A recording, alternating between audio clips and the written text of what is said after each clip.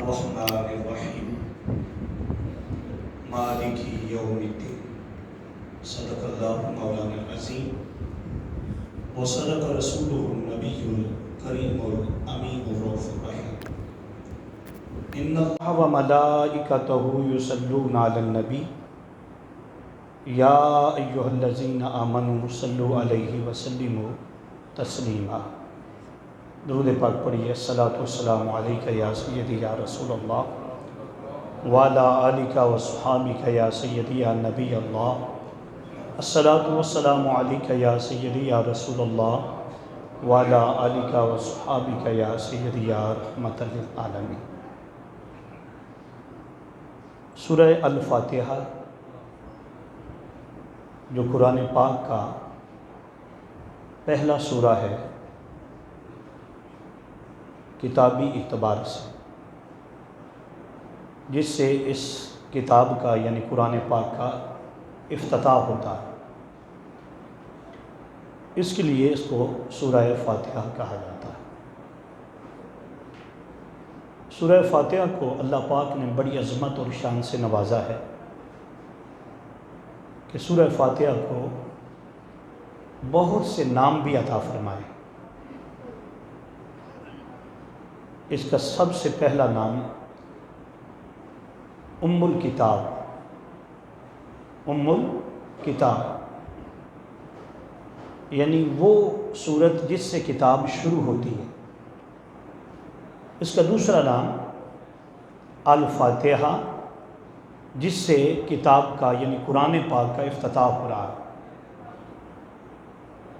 اور اس کا تیسرا نام سورہ الشفا، سورہ الشفا یعنی یہ وہ سورہ ہے جس کو پڑھ کر اگر مریض پر دم کر دیں، اگر مریض پر دم کر دیں، وہ جتنا ہی بیمار کیوں نہ ہو، اس سورت کی برکت سے اللہ پاک اس کو شفا عطا فرمائے۔ اور یہ صرف میں نہیں کہہ رہا، آپ آقا علیہ الصلوۃ والسلام کی احادیث نبوی صلی اللہ علیہ وسلم میں یہ ثابت ہے،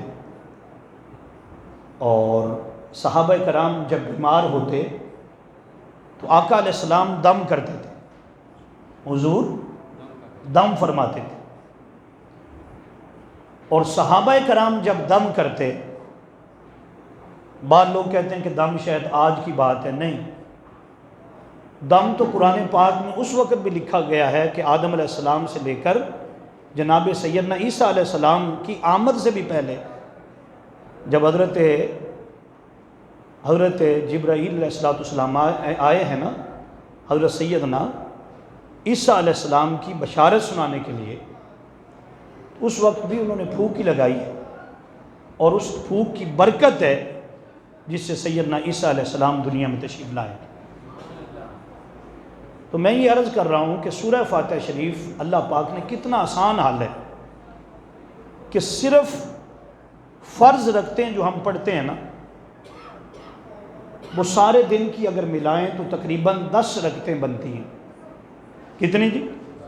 یہ صرف فرضی بات یعنی فرض کو میں لے رہا ہوں۔ ایک دن میں تقریباً 10 مرتبہ سورہ فاتحہ شریف صرف جو فرض نماز پڑھنے والا وہ ضرور پڑھتا ہے۔ کتنا آسان حل اللہ نے دیا کہ آپ کو بڑی بڑی صورتیں نہیں آتی، بعض اوقات زبانی یاد نہیں ہوتی، لیکن مسلمان کا جو بچہ ہے نا، چھوٹا بچہ، الحمدللہ تعالیٰ سورہ فاتحہ شریف اسے بھی آتی ہے۔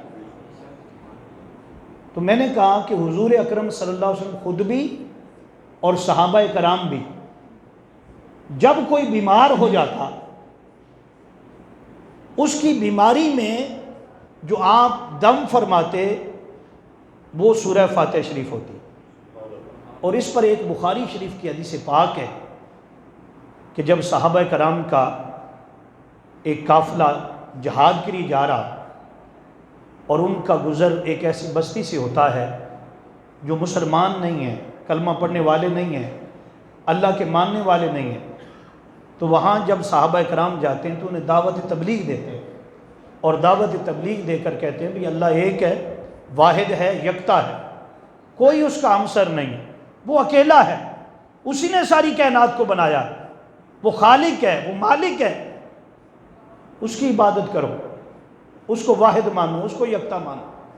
اور اللہ نے اپنا آخری نبی حضرت محمد صلی اللہ علیہ وسلم کو بھیجا ہے، انہوں نے انکار کر دیا۔ انہوں نے کہا اچھا انکار کرتے ہو، چلو تھوڑی دیر ہمیں رکنے کے لیے جگہ دے دو۔ انہوں نے کہا نہیں جی، ہم آپ کو رکنے بھی نہیں دیں گے۔ صحابہ کرام وہاں بستی سے نکلتے ہیں، اور ادھر جو ان کا رئیس ہے، بڑا ہے، سردار ہے، اس کو سانپ ڈس لیتا ہے۔ جب سانپ ڈس لیتا ہے تو وہ آپس میں باتیں کرتے ہیں کہ یوں لگتا ہے کہ یہ لوگ جو آئے تھے نا ہمارے پاس دعوت لے کر، اللہ کی دعوت اور اس کے رسول کی دعوت، یہ سچے ہیں، یہ کیا ہیں، ہم نے ان کا کہنا نہیں مانا، جس کے سبب سے یہ تکلیف ہمیں آ پہنچی کہ ہمارے رئیس کو، ہمارے سردار کو سانپ نے ڈس لیا۔ ہو سکے تو کوئی جائے اور انہیں بلا کر واپس لائے۔ تو لوگ گئے انہیں بلانے کے لیے، انہیں کہا کہ بھئی ہم نے آپ کی دعوت کو قبول نہیں کیا اور آپ کو رکنے نہیں دیا، تو یوں لگتا ہے جیسے آپ نے بد دعا دے دی ہے، اور ہمارا رئیس جو ہے اس کو سانپ نے ڈس لیا۔ صحابہ کرام نے کہا کہ ہم بد دعائیں دینے والے نہیں ہیں، ہم تو دعائیں دینے والے ہیں، ہم تو۔ انہوں نے کہا جی بہرحال آپ واپس تشریف لائیں، ذرا دیکھیں ہمارے مریض کو دیکھیں۔ تو جب صحابہ کرام وہاں پہنچے تو اس کی حالت بڑی خطرے میں تھی اور بڑی شدید قسم کی حالت خراب تھی۔ تو جو ان کے امیر تھے صحابی، وہ آگے بڑھے، انہوں نے کہا کہ جی ہم اسے دم کر دیتے ہیں۔ کیا کر دیتے ہیں؟ دم کرتے ہیں، لیکن دم ایسے نہیں ہوگا، اس کا معاوضہ لیں گے۔ اس کا کیا ہوگا؟ یہاں سے علماء اخذ کرتے ہیں کہ اگر کوئی معاوضہ لیتا ہے، کیا، اور کن سے وہ معاوضہ لے رہے تھے؟ ان سے جو مانتے نہیں تھے۔ تو فرماتے ہیں کہ اگر وہ جائز مناسبہ کیسی بات ہو جاتی ہے کوئی، تو یہ حدیث بتاتی ہے کہ صحابی رسول نے، اور جلیل القدر صحابہ میں سے ہیں، وہ کہہ رہے ہیں کہ بھئی دم تو کریں گے لیکن ایسے نہیں ہوگا۔ انہوں نے کہا کیسے ہوگا؟ کہا جی اس کا معاوضہ دینا پڑے گا۔ تو اب معاوضہ کیا ہوا؟ انہوں نے کہا جی 40 بکریاں۔ کتنی؟ آج اگر بکری مہنگی ہے تو بکری اس دور بھی مہنگی تھی۔ 40 بکریاں۔ کتنی جی؟ 40 بکریاں۔ صحابہ کرام آپس میں باتیں کرنے، انہوں نے کہا نہیں، ایسے ہی دم کرنا چاہیے، یہ اللہ کی کتاب ہے، ہاں جی ہم اس کے بدلہ کیوں لیں، ہاں جی یہ دم ایسے ہی ہونا چاہیے۔ صحابہ کرام آدھوں نے کہا نہیں، جنہوں نے جو رویہ ان کا تھا نا، اب ہمارے ساتھ انہوں نے یہ ایسا کیا تو انہیں بھی تو پتہ چلنا چاہیے نا، اللہ نے انہیں بہت کچھ دیا ہوا ہے، تو اگر یہ اس میں سے دیتے ہیں تو ہم تو جہاد پر جا رہے ہیں نا، تو اگر یہ دیں تو ان کے لیے کیا ہوگا؟ فائدہ ہو جائے گا، ہو سکتا ہے اس کی برکت سے اللہ پاک انہیں ایمان کی دولت سے مالا مال کر دے۔ تو ہوا کیا کہ اس صحابی نے دم کیا، کچھ پڑھا، اور پڑھ کر کہا، بس پھونک لگانے کی دیر تھی، جو سانپ ڈسنے کا اثر تھا وہ زائل ہو گیا، زائل ہو گیا۔ اسی وقت وہ بندہ جو تھا وہ درست ہو گیا، ٹھیک ہو گیا، اور ٹھیک ہو کر اس نے یہ بھی کہا کہ ماشاءاللہ کیا بات اس دم کی، یہ کیا ہے؟ اس نے کہا یہی ہے جو اللہ نے محبوب پر اتارا ہے، اس میں شفا بھی ہے، اس میں اللہ پاک نے وہ ہر چیز رکھی ہے، طبیان کلی شیء، جو کچھ کسی کو چاہیے وہ قرآن کے اندر رکھا ہوا ہے، ہر مرض کا علاج بھی رکھا ہوا ہے، روحانی بھی جسمانی بھی، اور کوئی بھی دنیا کا کام ایسا نہیں جو قرآن میں نہ ہو۔ فرمایا جو بھی لینا چاہو قرآن تمہیں عطا فرمائے گا۔ اس میں حکمت بھی ہے، اس میں ادب بھی ہے، اس میں آج سائنس اور ٹیکنالوجی کا دور ہے، ہر چیز تمہیں قرآن سے ملے گی۔ تو انہوں نے کہا یہ بات ایسے ہے۔ تو صحابہ کرام اب آدھے جو اعتراض کر رہے تھے، بھئی اختلاف ہو جاتے ہوتے ہیں، کوئی بات نہیں، لیکن اختلاف دل جو ہے وہ صاف ہونا چاہیے۔ کسی بات پر کسی سے اختلاف ہو جانا یہ بڑی بات نہیں، اختلاف تو باعث رحمت ہوتا ہے۔ کیا ہوتا ہے؟ باعث رحمت ہوتا ہے۔ صحابہ کرام کہنے لگے جی ہمیں لڑنے جھگڑنے کی کیا بات ہے، ہم اپنے پیارے نبی علیہ الصلوۃ والسلام کے پاس جاتے ہیں، ہم پورا مسئلہ رکھتے ہیں، اس وقت تک ایک بھی بکری ذبح نہیں کریں گے جب تک آقا علیہ السلام کی بارگاہ میں نہ لے کر جائیں۔ اگر حضور اجازت عطا فرمائیں گے تو ٹھیک ہے، اگر آقا اجازت نہیں عطا فرمائیں گے ہم واپس کر دیں گے۔ تو گئے حضور کی بارگاہ میں، جب آقا علیہ السلام کی بارگاہ میں پہنچے تو جا کر عرض کی، تو آقا علیہ السلام بڑے خوش ہوئے. آپ کا چہرہ مبارک حدیث پاک میں کہ جب آپ خوش ہوتے تو ایسے لگتا جیسے قرآن کھل گیا، جیسے قرآن کھل گیا. تو پھر پوچھا، اس صحابی کو بلا کر کہا، ہاں بھی تم نے کیا پڑھا، وہ کس چیز کا دم کیا ہے؟ اس نے کہا میرے آقا آپ نے بتایا سورہ فاتحہ شریف، اس کا نام سورہ شفا بھی ہے، تو میں نے اسی کو پڑھ لیا تھا اور اس کو پڑھ کر دم کیا، بس کرنے کی دیر تھی، دم کرنے کی دیر تھی، اللہ نے اس کو صحت یابی عطا فرما دی. آپ نے فرمایا ہاں یہ حق ہے کہ اللہ نے اس امت کو جو سورہ فاتحہ شریف عطا فرمائی ہے اس میں شفا ہے، جب یہ بیماروں پر پڑی جائے تو اللہ پاک اس کے صدقے شفا عطا فرما دیتا ہے. پھر وہ فیصلہ بھی حضور نے فرمایا. آقا نے فرمایا کہ تم نے ٹھیک کیا، ہاں جی جیسا کرو گے ویسا ہی بھرو گے نا. ہاں جی اگر کوئی ایسی بات ہو جاتی ہے تو بتانے کا مقصد یہ ہے کہ یہ اس میں کیا ہے، شفا ہے. اب بہت ساری باتیں میں کیونکہ وقت جو ہے وہ تو الحمدللہ تعالیٰ پورا ہو چکا، صرف آخری بات عرض کرنا چاہتا ہوں. بہت ساری چیزیں ہوتی کہ ہمیں پتہ نہیں ہوتا، جیسے ابھی میں نے پڑھا الحمدللہ رب العالمین.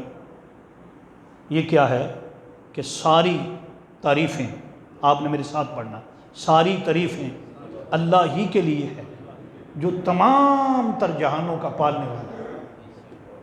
جو تمام تر جہانوں کا کیا ہے جی، سبحان اللہ.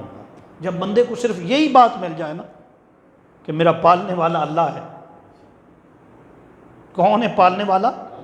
جب ہمارا ذہن یہ بن جاتا نا کہ فلاں مجھے پال رہا ہے، ہم کہتے ہیں وہ نہ دے تو میرا کیا بنے، وہ مجھے نکال دے نوکری سے تو میرا کیا بنے، اگر فلاں جگہ سے نہ ملا تو میرے ساتھ کیا ہو جائے گا. اللہ فرماتا ہے کہ سن الحمدللہ رب العالمین، ساری تعریفیں کس کے لیے ہیں جی، جو تمام تر جہانوں کا پالنے والا ہے. 1000 عالم ہیں، کتنے؟ حضرت سلطان باہو رحمۃ اللہ علیہ کی تحقیق کے مطابق 18,000 عالم ہیں، اور محدثین نے کہا 40,000 عالم ہیں. صرف دنیا جو عالم ہے نا سب سے چھوٹا عالم، سب سے. میرے استاد محترم حضور شیخ الاسلام جب ہم پڑھتے تھے تو وہ ایک مثال دیتے تھے اس آیت کو پڑھاتے ہوئے. وہ فرماتے تھے کہ دنیا سب سے چھوٹا عالم ہے، دنیا سب سے. پھر فرماتے کتنا چھوٹا ہے؟ تو فرماتے وہ جو ایک آپ کی جیب میں اگر سکہ ہو اس کو نکالو سکہ، وہ سکہ آپ اسٹیڈیم کے بالکل جہاں کرکٹ کھیل قذافی اسٹیڈیم لگا لو، اس کے بالکل سنٹر کے اندر درمیان میں بیچ میں رکھ دیں اور خود وہاں چلے جائیں جہاں لوگ بیٹھتے ہیں، جہاں سیٹیں لگی ہوتی وہاں چلے جائیں. اور سکہ کہاں رکھا ہے؟ بولو جی، تو وہ نظر آئے گا؟ بولیں ذرا. فرمایا دنیا اتنی چھوٹی ہے، دنیا باقی عالموں کے مقابلے میں. اس دنیا کے اندر، صرف دنیا کے اندر صرف انسان نہیں ہے، 1000 اللہ کی مخلوق رہتی ہے. 1000. جب ایک بھی کم ہو جائے گی نا تو قیامت آ جائے گی، آہستہ آہستہ ختم ہوگی. ایک بار آقا علیہ السلام نے سیدنا فاروق اعظم کا جو زمانہ تھا تو لوگوں نے باتیں کی جی قیامت قریب آنے والی، قیامت قریب آنے والی. تو آپ نے سیدنا فاروق اعظم نے حکم دیا کہ کہیں سے جاؤ اور اور وہ جو چھوٹا سا ایک اللہ کی مخلوق ہے جس کو ٹڈی کہتے ہیں، کیا کہتے ہیں؟ ٹڈی، وہ چلتی کپڑے کاٹتی، فرمایا اس کو ڈھونڈ کر لاؤ. صحابی گئے ڈھونڈ کر جہاں سے ملی لائے، تو ایسے جب رکھا تو آپ نے فرمایا اللہ اکبر. کیا فرمایا؟ فرمایا ابھی قیامت نہیں آئے گی، ابھی قیامت. پوچھا وہ کیسے؟ فرمایا میرے آقا نے فرمایا 1000 مخلوق ہے، سب سے پہلے جس مخلوق کو اٹھایا جائے گا وہ یہ ہے. جب تک یہ ہے تب تک قیامت نہیں آتی، پھر باری باری لوگ اٹھتے جائیں گے اور آخر پر، سب سے آخر پر انسان جو ہیں، آخری انسان کیا ہوگا؟ آخری ان میں بھی جب کوئی لا الہ الا اللہ کہنے والا نہیں ہوگا، سب کافر ہوں گے، تب قیامت آئے گی، تب قیامت آئے گی. اس سے پہلے قیامت کا شور نہیں پھونکا جائے گا. تو فرمایا میں کہہ یہ رہا ہوں کہ الحمدللہ رب ساری تعریفیں کس کی ہیں؟ ساری تعریفیں کس کی ہیں؟ یہاں سے ایک اور بات بھی شروع ہو گئی، وہ بھی بتا دوں عقیدے کی بات. ہم کہتے ہیں نا ساری تعریفیں کس کی ہیں؟ اللہ کے لیے ہیں، جو پالنے والا ہے۔ بولو بھائی۔ تو اگر کسی اور کی تعریف کریں، کوئی آپ کی تعریف کر دے، جناب آپ بڑے سونے ہیں، بڑے خوبصورت ہیں، بڑے اچھے کپڑے پہنتے ہیں، جی ماشاءاللہ آپ بڑے جناب، اسی طرح آپ کی تعریف کی، ادھر تو ہم کہہ رہے ہیں کہ ساری تعریفیں کس کی ہیں؟ بولیں۔ ادھر کسی اور کی بھی تعریف کر رہے ہیں۔ لوگ اس بات پر تو فتوے بڑے دیتے ہیں کہ اللہ سے مدد مانگو، اللہ سے غیر سے مدد نہیں مانگنی۔ وہاں پر ایاک نعبد و ایاک نستعین، ہم تیری عبادت کرتے ہیں اور تجھ سے کیا کرتے ہیں۔ ادھر کیا ہے کہ ساری تعریفیں اس کے لیے ہیں جو تمام تر جہانوں کا۔ اس کا مطلب کیا ہے کہ آپ جب کسی اور کی تعریف کر رہے ہیں کسی چیز کی، تو اس کا مطلب یہ ہے کہ آپ حقیقت میں اس کی نہیں کر رہے، اس کے بنانے والے کی تعریف کر رہے ہیں، اس کے بنانے والے کی۔ تو یہ نقطہ اخذ ہوتا ہے کہ جتنی تعریفیں ہیں وہ کس کی ہیں؟ اگر انسان میں اتنی خوبیاں ہیں، انسان کو اللہ نے اتنا عظیم تر بنا دیا ہے، ایسا دل اور ایسا دماغ اور ایسی جسامت عطا فرمائی ہے کہ اس جیسا اور کوئی نہیں، تو یہ کس کا کرم ہے؟ یہ کس کی تعریف بنتی ہے؟ تو فرمایا یہ بات یاد رکھ لو کہ کیا ہے، تمام تر تعریفیں کس کے لیے ہیں؟ یہ حمد کا معنی کیا کیا جائے؟ تعریف۔ حمد کیا ہوتی ہے؟ فرمایا حمد دو طرح کی ہوتی ہے۔ ایک ہوتی ہے کہ حمد جب کسی پر کوئی نعمت کی جاتی ہے تو وہ اس کا شکر ادا کرتا ہے۔ کیا کرتا ہے؟ اس کی تعریف کرتا ہے، اس کا شکر ادا کرتا ہے۔ ایک کیا ہے کہ وہ مالک ہے، خالق ہے، کوئی وہ نعمت، تو اس کی نعمتیں شروع سے ہی ہو گئیں کہ جو کچھ ہے اسی کا ہے۔ یہ جو سانس آ رہا ہے یہ بھی نعمت ہے، ہم دیکھتے ہیں یہ بھی نعمت ہے۔ تو ہر چیز میں کیا ہے، یہ جتنی تعریف کی جائے، کس کی جائے؟ وہ آگے فرماتا ہے رحمان ہے، اور کیا ہے؟ رحیم، آگے مالکی۔ یہ سب کیا ہیں؟ یہ اللہ کے نام ہیں، اللہ کے۔ جب حضور دم فرماتے، جیسے میں نے شروع میں بات کی، تو انہی ناموں کا بتایا۔ ان میں ایک نام ایسا ہے، کل نام جو ہے 99 وہ چھپے ہوئے ہوتے ہیں۔ کہاں پر؟ قرآن پاک کے یہ پہلے حصے پر، یہ قرآن پاک پڑھا، یہ پہلے حصے پر چھپے ہیں۔ اسی طرح ان میں ایک نام ہے وہ اسم اعظم ہے۔ وہ کیا ہے؟ یہ میری کتاب جو میں نے لکھی آپ کے پاس پڑھی ہوگی، اس میں سب سے پہلا باب یہی دیا گیا ہے، اسماء حسنہ کا باب۔ اس میں یہ لکھا گیا ہے کہ وہ کون سا نام ہے جو اللہ کا اسم اعظم ہے۔ اس کے بارے میں امام جعفر صادق نے فرمایا کہ اگر مردے پر پڑھ دیا جائے، کس پر؟ تو اسم اعظم کی برکت سے اللہ مردے کو بھی جو زندہ کر دے۔ اسم اعظم کی برکت ہے، اسم اعظم کی برکت ہے۔ تو یہ اللہ کے نام ہے، اس کو جتنا جپو گے، جو پڑھو گے اس کی طرح، کوئی کہتا ہے یا عزیز ہو، کوئی کہتا ہے یا مالک ہو، کوئی کہتا ہے یا رحمان ہو، کوئی کہتا ہے یا لطیف ہو۔ ہاں جی، جو بھی اللہ کے نام ہے، آپ جس مقصد کے لیے پڑھیں گے، جو اس آپ دیکھتے ہیں لکھا ہوا، جو اس میں لکھا ہوگا اس کی تاثیر موجود ہوگی۔ اس لیے آپ جو پڑھتے جائیں گے، جو یہاں تک کہ اگر کوئی رہبر ہے، رہنما ہے، وہ بتانے والا بھی یہ اسم اعظم ہے۔ آج تک پوری دنیا، پورے مسلمان، سب سے زیادہ جو زور ہوتا ہے اس بات پر ہوتا ہے کہ اسم اعظم مل جائے۔ اللہ پاک اس حاضری کو اپنی بارگاہ میں شرف قبولیت عطا فرمائے۔ اللہ پاک ہماری کمیاں، کوتاہیاں، غلطیاں، گناہ معاف فرمائے۔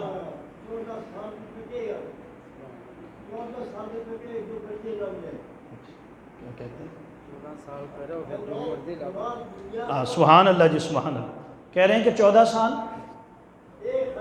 اچھا، ٹھیک ہے، بسم اللہ الرحمن الرحیم۔